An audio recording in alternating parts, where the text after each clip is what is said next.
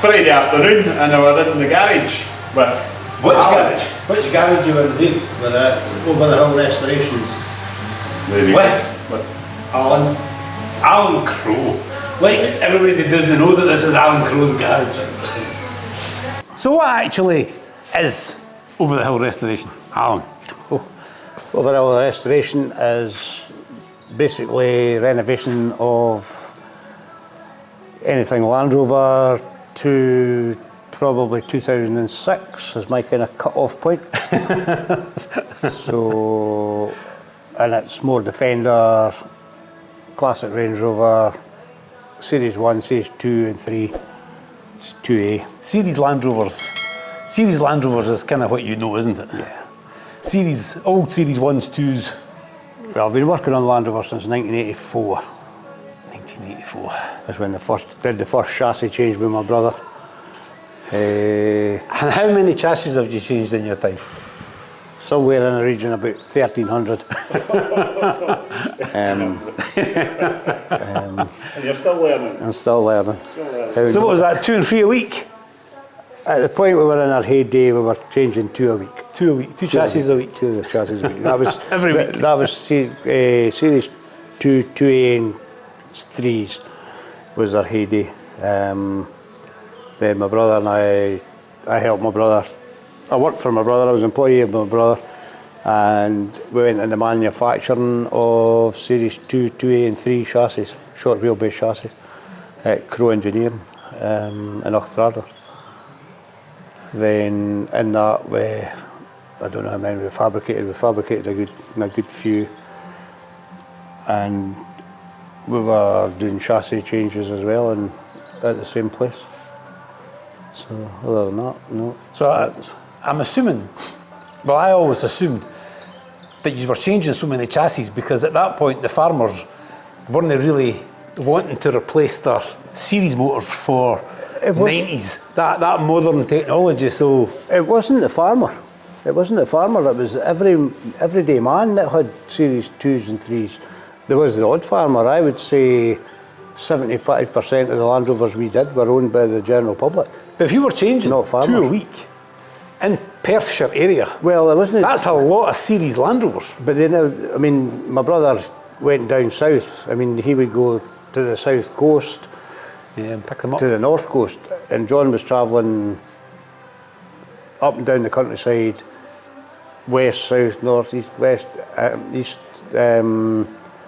all the time, picking up cars, and we were doing the chassis replacements. When he brought cars home, he'd go home to his bed, get a quick sleep, come back, do a lot of paperwork, and we were working on the cars. Go and get another one. For by that, and then he would take the cars back to the customer, and then bring another one home. Sometimes he'd bring chassis home from Marsland Chassis at the same time. It was just a whole load of up and down the roads all the time. But there's a pretty decent percentage of Series Land Rovers still in use because you put a chassis on them. Because we put a chassis on them 20 odd years ago. You know? And it is 20 odd years ago. So, and a lot of them were refurbishments, but at the same time, a lot of them, if I remember, it simply just got a new chassis. Well, everything basically just changed. The chassis got changed and everything went back on. It got a chassis, springs, shocks, new brake flexes, new bump stops, new exhaust, new fuel tank, and that was mostly the basic things it got. And it got what they called a courtesy set of rear mud flaps.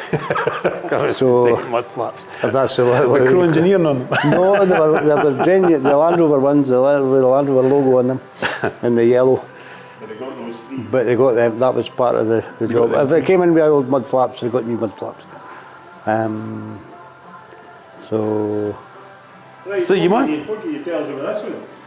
It's a 1955, 86 inch Series 1 that's from Lismore. Oh, Lismore. It came over from Lismore and it sat at, where's Still Game filmed?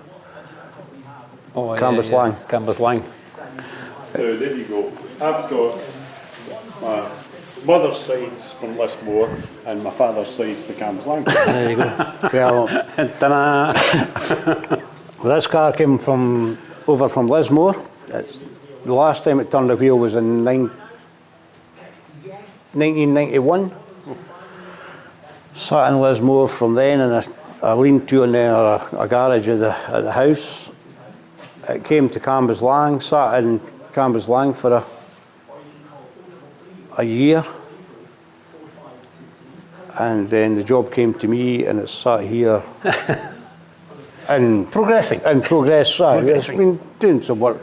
I took the engine to an engine manufacturer, and nothing happened to it for a year. So then, in doing another car, I took the engine to Agri Engineering in Dundee, and that's where it's getting. So it's due back. It's due back this month. And is that basically just waiting, engine in, Engine in. wires connected in?